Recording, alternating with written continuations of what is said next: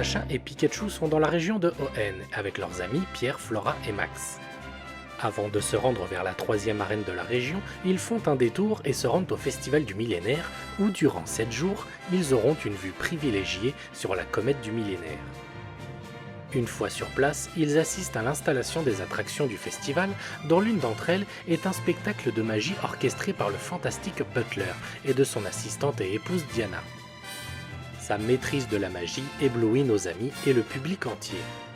Avant d'être magicien, Butler était à la recherche du Pokémon légendaire Groudon, mais à la place, il trouva un cristal très rare. Et durant le spectacle, une voix provenant de ce cristal se fait entendre, mais uniquement par Max. Après le spectacle, Butler explique à Max que ce cristal contiendrait un Jirachi, le Pokémon pouvant réaliser les vœux.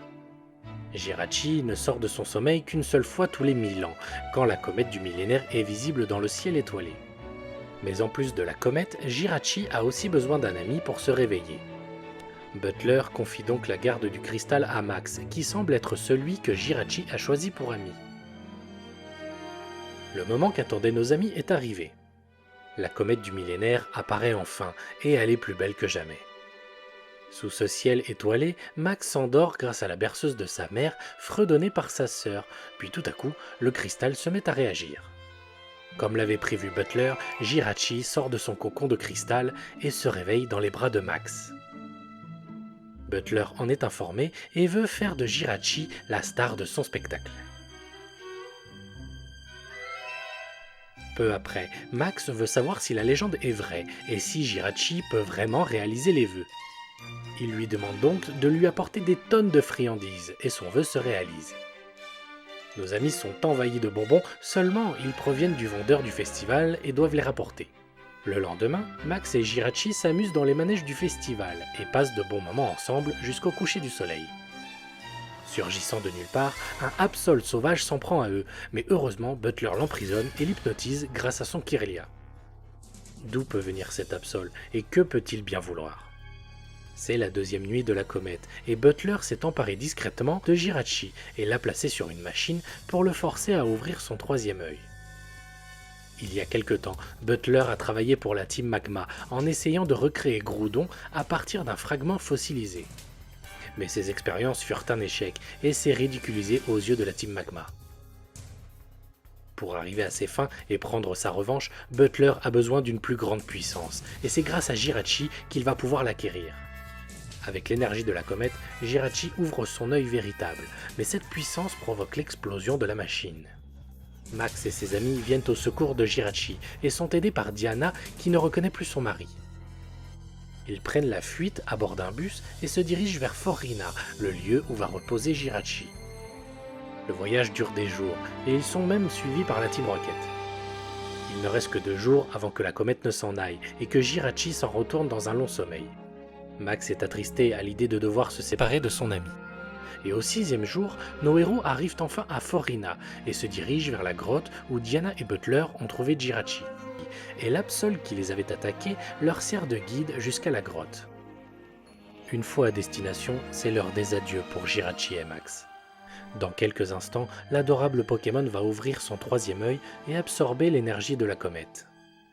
Durant son hibernation, l'énergie qu'aura absorbée Jirachi se diffusera dans le sol pour permettre à Forina de vivre. Mais soudain, Butler piège nos héros et réussit à s'emparer de Jirachi.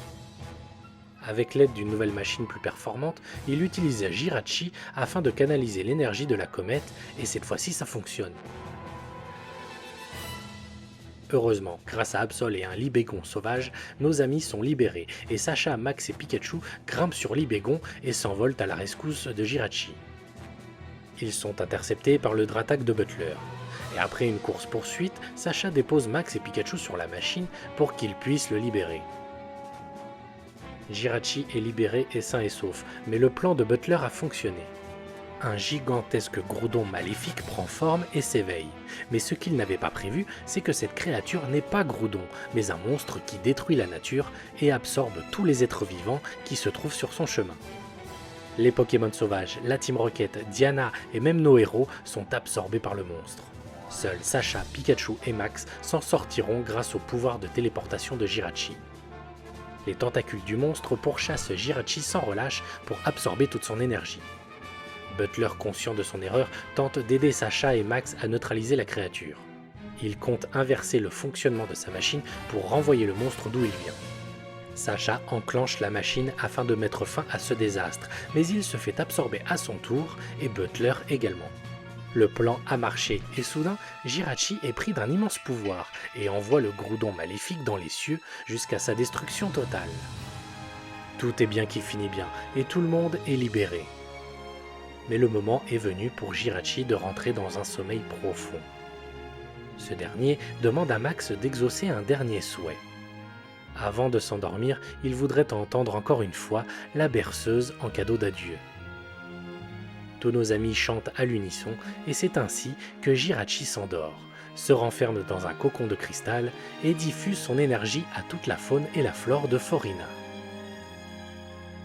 Max est triste bien entendu, mais il sait que son ami restera au fond de son cœur pour l'éternité.